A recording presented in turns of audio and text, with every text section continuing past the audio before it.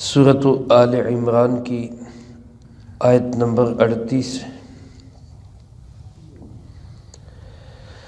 الحمد للہ وکفی والسلام علی عبادہ الذین اصطفی خصوصا علی سید الرسل وخاتم الانبیاء وعلى آلہ واصحابہ الاتقیاء اما بعد فاعوذ باللہ من الشیطان الرجیم بسم اللہ الرحمن الرحیم ہنالک دعا زکریا ربہ قال رب هب لي من لدنك ذرية طيبة إنك سميع الدعاء هنالك دعا زکریا ربہ، اسی جگہ پہ پکارا زکریا علیہ السلام نے اپنے پروردگار کو۔ قال کہا رب هب لی من لدنک ذریۃ طیبہ، اے میرے پروردگار عطا کر دے مجھے اپنی خاص رحمت سے پاکیزہ اولاد، انک سمیع الدعاء، بے شک تو دعا کو سننے والا ہے۔ حضرت سیدہ مریم علیہ السلام کی ولادت کے بعد ان کی کفالت حضرت زکریا علیہ السلام کے حصہ میں آئی، جو رشتے میں ان کے خالو لگتے تھے۔ حضرت زکریا علیہ السلام نے حضرت سیدہ مریم کے لیے علیہ السلام ایک الگ کمرہ مقرر کر دیا تھا۔ پھر جب کبھی وہ اپنی اس بھانجی بیٹی سے ملنے کے لیے اس کمرے میں آتے تو کیا دیکھتے کہ حضرت مریم علیہ السلام کے پاس وافر مقدار میں اللہ کے رزق کی چیزیں پڑی ہوئی ہیں، جن میں پھل فروٹ بے موسمہ، یعنی وہ موسم جس پھل کا تھا وہ نہیں، جس پھل کا نہیں تھا وہ پھل پڑا ہوا تھا۔ حضرت زکریا علیہ السلام نے جب یہ دیکھا تو ان سے پوچھا کہ یہ کہاں سے آیا؟ تو حضرت سیدہ مریم علیہ السلام نے فرمایا ہوا من عند اللہ، یہ اللہ کی طرف سے آیا ہے۔ میرے عزیز دوستو، آج ہمیں ہمارے ذہنوں میں اس کا تصور نہیں رہا اللہ کیسے کسی کی مدد کرتے ہیں، غیبی مدد کہاں سے آتی ہے۔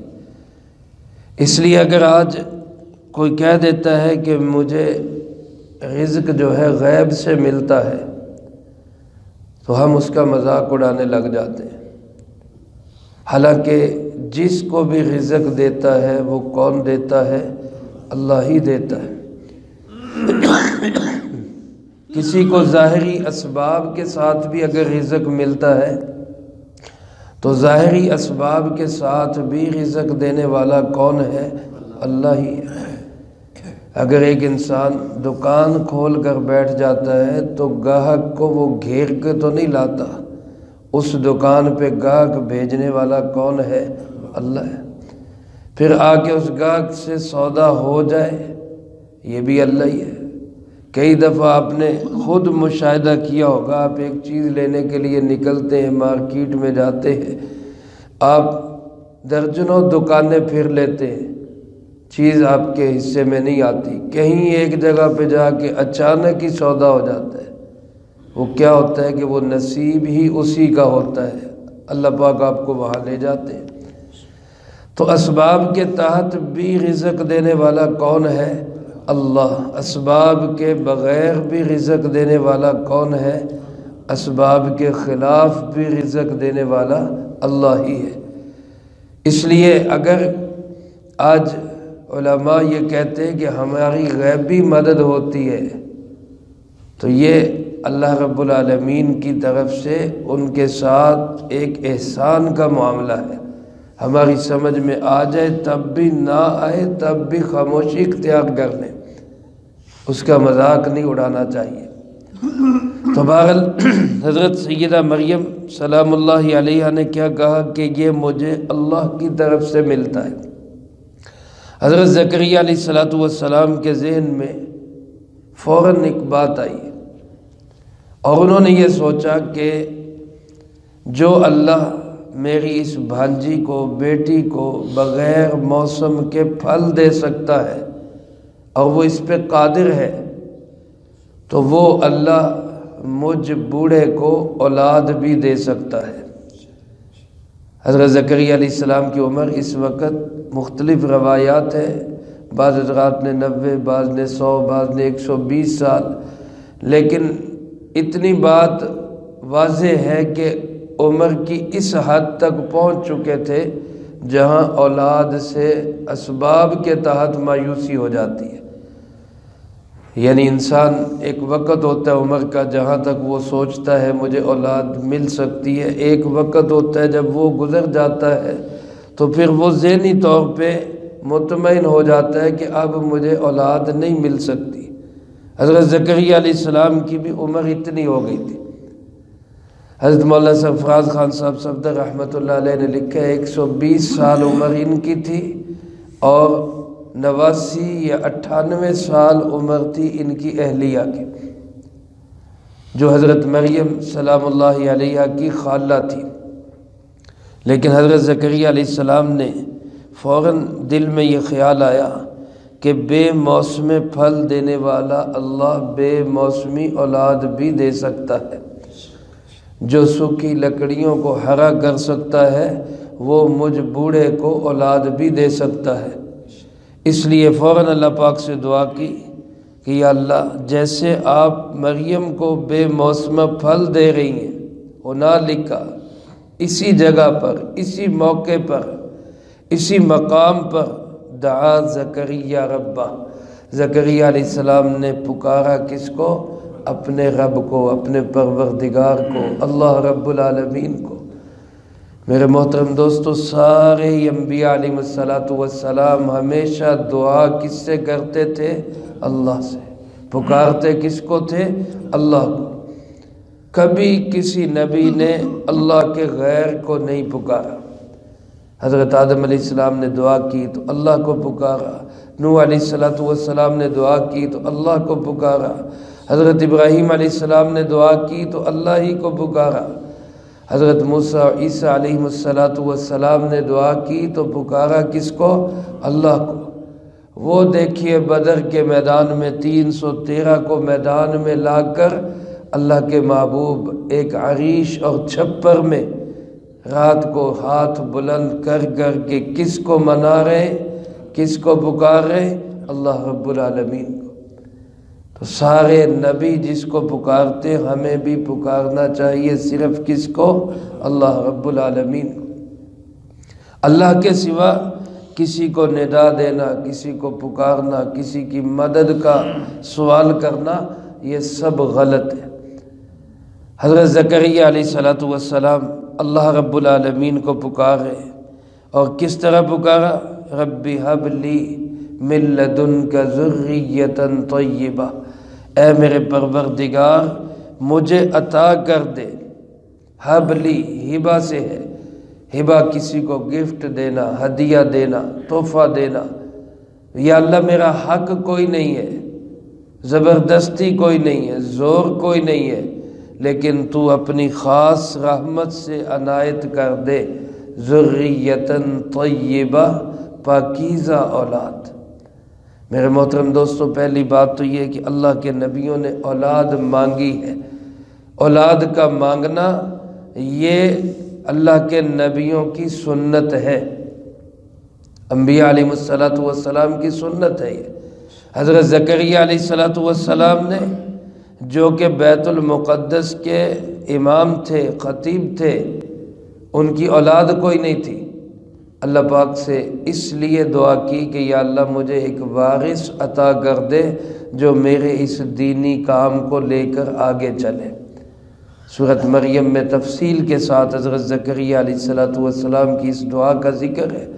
اذ نادى ربه نداء خفيا قال رب انی وهن العظم منی واشتعل الرأس شیبا ولم اکن بدعائک رب شقیا۔ اے اللہ میں تیری دعا سے محروم نہیں ہونا چاہتا، تجھے پکار کر میں محروم نہیں رہنا چاہتا، اور جو رب کو پکارتا ہے وہ میرے دوستوں کبھی محروم نہیں رہتا، اللہ اس کو ضرور عطا کرتا ہے۔ حضرت زکریا علیہ السلام نے دعا میں کیا کہا؟ رب لا تذرنی فردا وانت خیر الوارثین، اللہ مجھے تنہا نہ چھوڑ، تو بہترین وارث ہے سب کا، یقیناً تو ہی وارث ہے، لیکن دنیا میں بھی مجھے تنہا نہ چھوڑ، میرا کوئی وارث پیدا کر دے۔ چنانچہ یہ دعا مانگنا، اولاد کی تمنا کرنا، اولاد کی خواہش رکھنا، یہ سنت ہے انبیاء علیہم السلام کی۔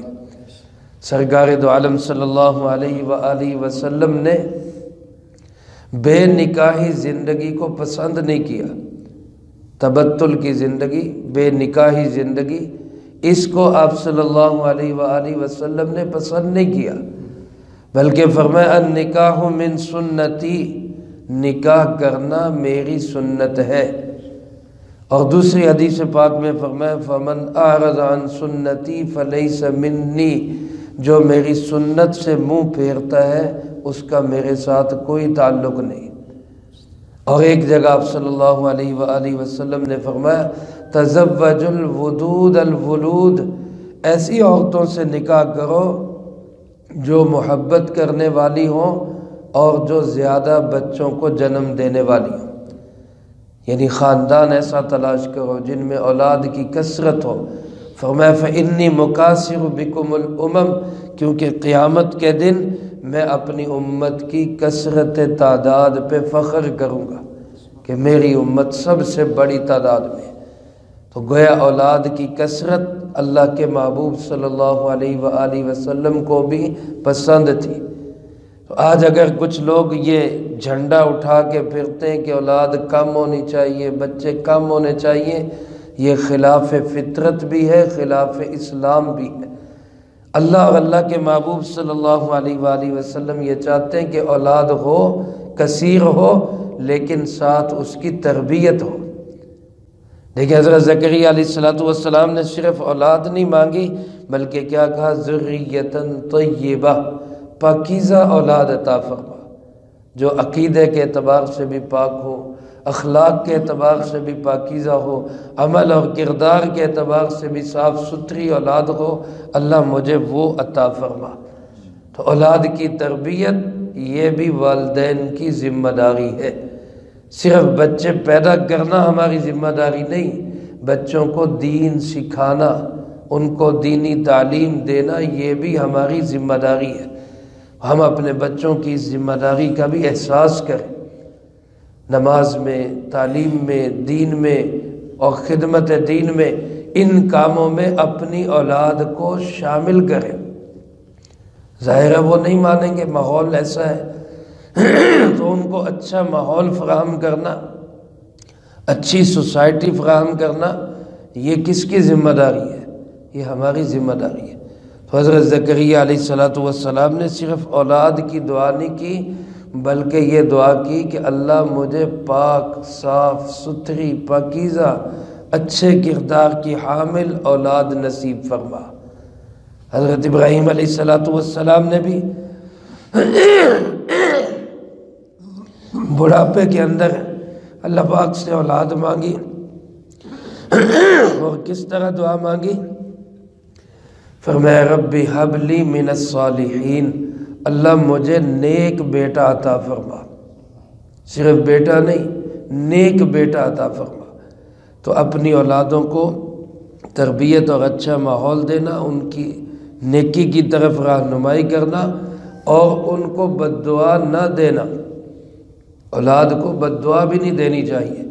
ہمارے بعض دفعہ ماں باپ تنگ آ کر اولاد کی ہدایت کی دعا کی بجائے بد دعائیں کرنے لگ جاتے ہیں، حالانکہ باپ کی دعا اولاد کے حق میں اللہ رب العالمین بہت جلد قبول فرماتے ہیں۔ ماں باپ کو بد دعا دینے کی بجائے اولاد کے لیے دعا کرنی چاہیے۔ حضرت زکریہ علیہ السلام نے دعا کی کہ یا اللہ تو مجھے طیب اور پاکیزہ اولاد عطا فرما، انک سمیع الدعاء، بے شک تو دعا کو سننے والا ہے۔ اللہ پاک ہر دعا کو قبول کرتے ہیں۔ میرے عزیز دوستو، جب بھی بندہ اللہ کو پکارتا ہے تو دعا اللہ رب العالمین کی بارگاہ میں قبول ہی قبول ہوتی ہے، یقین ہونا چاہیے اس کا۔ البتہ علماء نے لکھا ہے دعا کی قبولیت کے 3 طریقے ہیں۔ بعض اوقات تو جو مانگا وہی مل جاتا ہے، آپ نے دعا کی وہی دعا آپ کی پوری ہو گئی، چاہے جلدی ہو گئی چاہے دیر سے ہو گئی، وہی چیز مل گئی جو آپ نے مانگی، یہ بھی دعا کی قبولیت ہے۔ بعض اوقات ایسا ہوتا ہے کہ جو چیز آپ مانگ رہے ہیں وہ آپ کے لیے بہتر نہیں، اس کی بجائے اللہ پاک کوئی اور چیز عطا کر دیتے ہیں۔ جیسے ایک چھوٹا بچہ کھیلنے کے لیے چھری یا چاقو مانگے تو کیا خیال ہے ماں باپ دے دیتے اس کو؟ آگ کا انگارہ مانگے تو دے دیتے اس کو؟ نہیں، بلکہ ماں باپ سمجھتے ہیں کہ یہ اس کے لیے کیا ہے، نقصان دہ ہے، لہٰذا وہ چھری چاقو آگ کا انگارہ پٹاخہ ایسی چیزیں دینے کی بجائے اس کو کوئی اور کھلونا دے کے اس کا جی بہلا لیتے ہیں۔ اسی طرح ہم اللہ پاک سے کوئی چیز مانگتے ہیں، اللہ پاک ہمیں جانتا ہے، ہماری مصلحتوں کو جانتا ہے، وہ سمجھتا ہے کہ یہ چیز اس کے حق میں بہتر نہیں، اللہ پاک اس کی بجائے کوئی اور چیز دے دیتے ہیں، یہ بھی دعا کی قبولیت ہے۔ اور تیسرا طریقہ یہ ہے کہ نہ وہ چیز ملتی ہے نہ کوئی اور چیز ملتی ہے، بلکہ دعا کو آخرت کے لیے ذخیرہ کر دیا جاتا ہے، اللہ پاک اس کا اجر آخرت میں عطا فرمائیں گے۔ علماء فرماتے ہیں جب لوگ آخرت میں اپنی ان دعاؤں کا اجر دیکھیں گے جو دنیا میں بظاہر قبول نہیں ہوئی تو تمنا کریں گے کہ کاش دنیا میں ایک بھی دعا قبول نہ ہوئی ہوتی، سب کا اجر ہمیں یہاں پہ مل جاتا۔ تو اس لیے کبھی بھی دل میں یہ خیال نہیں آنا چاہیے کہ میری تو اللہ سنتا ہی نہیں ہے۔ حدیث پاک میں رسول اللہ صلی اللہ علیہ وآلہ وسلم نے ارشاد فرمایا، جس کا مفہوم یوں ہے کہ اللہ بندے کی دعا قبول کرتے رہتے ہیں جب تک بندہ یہ نہیں کہتا کہ میری تو اللہ سنتا ہی نہیں ہے۔ جب بندہ دل دماغ میں یہ بات بٹھا لے، اللہ سے یہ بدگمانی کرے کہ میری تو اللہ سنتا ہی نہیں، پھر اللہ کہتے ٹھیک ہے پھر نہیں سنتا میں، تو یقین رکھیں حضرت زکریا علیہ السلام نے دعا کر کے کیا کہا، وَلَمْ أَكُمْ بِدُعَائِكَ رَبِّ شَقِيًّا، اللہ تجھے پکار کے میں کبھی محروم نہیں رہا، یعنی تو نے ہمیشہ میری دعا کو قبول کیا ہے۔ تو یقین کے ساتھ اللہ سے مانگا جائے تو اللہ ہر دعا کو سنتا ہے، اِنَّكَ سَمِيعُ الدُّعَاء، بے شک اللہ تو دعا کو سننے والا ہے۔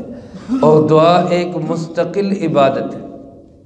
آج ہم دعا مانگنے میں بہت سستی کرتے ہیں، حالانکہ ہر عمل کے بعد دعا ہونی چاہیے۔ اِنَّكَ سَمِيعُ الدُّعَاء، اللہ ہر عمل کے بعد دعاؤں کو سننے والا ہے۔ تو ہم تو منگتے اور بھکاری ہے، اور مانگنے والے کو تو جب موقع ملے وہ مانگتا ہی رہتا ہے، اس نے کبھی کہا کہ یہاں نہیں مانگنا وہاں نہیں مانگنا، اس لیے ہر حال میں اللہ پاک سے دعا کرتے رہنا چاہیے۔ اللہ مجھے آپ کو سب کو اس کی توفیق نصیب فرمائے، جو کہا سنا اس کو زندگی میں لا کے دوسروں تک پہنچانے کی توفیق عطا فرمائے۔ حضرت زکریا علیہ السلام کی اس دعا کو اللہ پاک نے کیسے قبول کیا، اس کا تذکرہ اگلی آیات میں ہے، وہ انشاءاللہ اگلی فرصت میں آئے گا۔ اللہ پاک ہم سب کو اپنے در کا منگتا اور بھکاری بنائے، اپنے سوا کسی کا محتاج نہ بنائے۔ اللہم انت السلام ومنک السلام، تباركت ربنا وتعاليت يا ذا الجلال والإكرام. اللهم أعنا على ذكرك وشكرك وحسن عبادتك. اللهم احسن عاقبتنا في الأمور كلها وأجرنا من خزي الدنيا وعذاب الآخرة. اللهم باقية كباقية الوليد. اللهم استر عوراتنا وآمن روعاتنا. اللهم إنا نجعلك في نحورهم ونعوذ بك من شرورهم. اللهم اكفنا بحلالك عن حرامك وأغننا بفضلك عمن سواك. اللهم اكفنا كل مهم من حيث شئت ومن أين شئت. رب اغفر وارحم وأنت خير الراحمين. رب ارحمهما كما ربياني صغيرا. اللهم ربنا هب لنا من أزواجنا وذرياتنا قرة أعين واجعلنا للمتقين إماما. اے مولا کریم یا اللہ پاک، اس پورے ہفتے میں جتنا درس قرآن ہوا، طلبہ عزیز، طالبات عزیزات نے جو پڑھائی کی، ان احباب نے جو جو اعمال کیے، اللہ ہر ایک کے ہر عمل کو اپنی بارگاہ میں قبول فرما۔ اے مولا کریم، ان مقبول اعمال کا اجر و ثواب ہمارے پیارے آقا جناب محمد کریم خاتم النبیین صلی اللہ علیہ وآلہ وسلم کو پہنچا۔ آپ صلی اللہ علیہ وآلہ وسلم کو ہم سب کی طرف سے بہترین جزائے خیر نصیب فرما۔ آپ کے توسل و تصدق سے تمام انبیاء، تمام صحابہ، تمام اہل بیت، ازواج مطہرات، بنات اطہار، نبی پاک صلی اللہ علیہ وآلہ وسلم کی امت کے وہ تمام لوگ جو اس دنیا سے جا چکے، جو موجود ہیں، جو قیامت تک آئیں گے، اللہ سب کو اس کا اجر و ثواب نصیب فرما۔ خاص طور پہ حاضرین مجلس اور سامعین درس کے جو عزیز و اقارب، رشتہ دار، دوست، احباب، اساتذہ، مشائخ، والدین اس دنیا سے جا چکے، اللہ ان سب کو اس کا اجر و ثواب نصیب فرما۔ یا اللہ پاک ہم سب کو اپنے اپنے وقت پہ اچھی موت نصیب فرما۔